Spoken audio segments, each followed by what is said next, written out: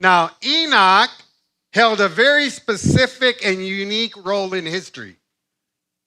The Bible said he walked closely with God and is the first Old Testament prophet who spiritually saw the second coming of Jesus Christ. He was the first one in the Old Testament that he prophetically saw Jesus Christ coming to this earth. Follow me.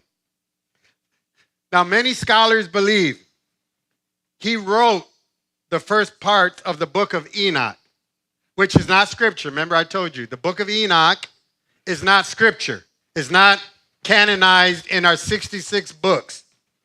It's not in there. But the Bible quotes verses from it. The Bible itself quotes from the book of Enoch.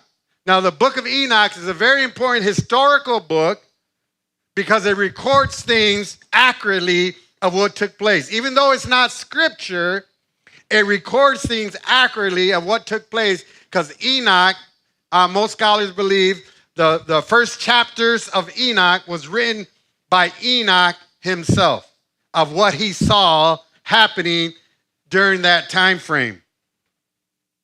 Now, scholars believe that Jesus and his family, his half-brother Jude, and even Peter himself studied the book of Enoch. And they referred to it in their biblical teachings and writings. And the half-brother of Jesus, Jude, actually quoted from the book of Enoch in his book in the Bible. If you look in the book of Jude, if you look, I'm putting Job and Jude together, Jude. In the book of Jude, you're going to see that he quotes from the book of Enoch, and it's in scripture. So that's how important this book of Enoch is, even though it's not scripture. So I want to make sure you totally understand that. Even though it's not scripture, the book of Enoch is not scripture. In case somebody ever tries to cut and paste little things I say, the book of Enoch is not scripture. Make sure you cut that and paste that in there with whatever you use. So you don't say I'm preaching heresy. It's not scripture. Is the book of Enoch scripture? Okay, good. We're going somewhere. But it's important in its historical context. Just because it's not scripture doesn't mean it's not important.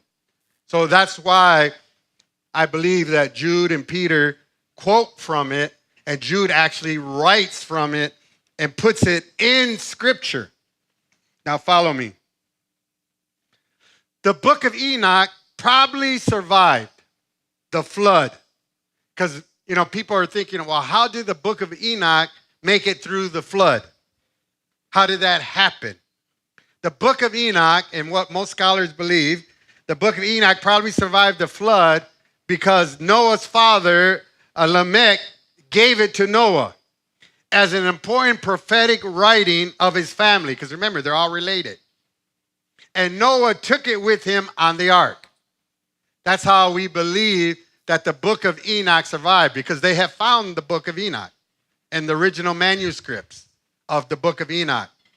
And in order for it to survive the flood, they believe that Noah's father gave it to Noah as they passed it down from generation to generation. And Noah took it with him on the ark. And that's how it survived.